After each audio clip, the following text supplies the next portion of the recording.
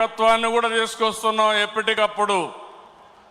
ఇంకో పక్క 6 శాసనాలు చేసుకుంటున్నాం. ఈ 3 కలిపి ముందుకు తీసుకుపోవాల్సిన బాధ్యత మనందరిది. ఎప్పుడు కూడా నాకు తెలుగు జాతి నెంబర్ 1. నా జీవితంలో తెలుగు జాతి కోసం మళ్ళీ అంటూ ఒక జన్మ ఉంటే తెలుగు గడ్డపైనే పుడతానని మరొక్కసారి మీ అందరికీ విజ్ఞప్తి చేస్తున్నా.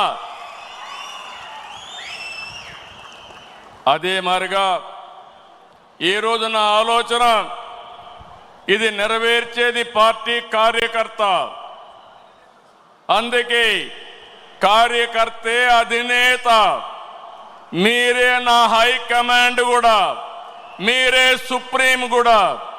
ఇది పార్టీ సిద్ధాంతం అని మరొకసారి విజ్ఞప్తి చేస్తున్నాను. ప్రభుత్వాన్ని కూడా తీసుకొస్తున్నాం ఎప్పటికప్పుడు. ఇంకో పక్క 6 శాసనాలు చేసుకుంటున్నాం.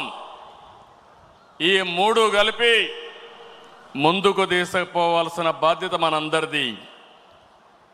ఎప్పుడు కూడా నాకు తెలుగు జాతి నెంబర్ 1.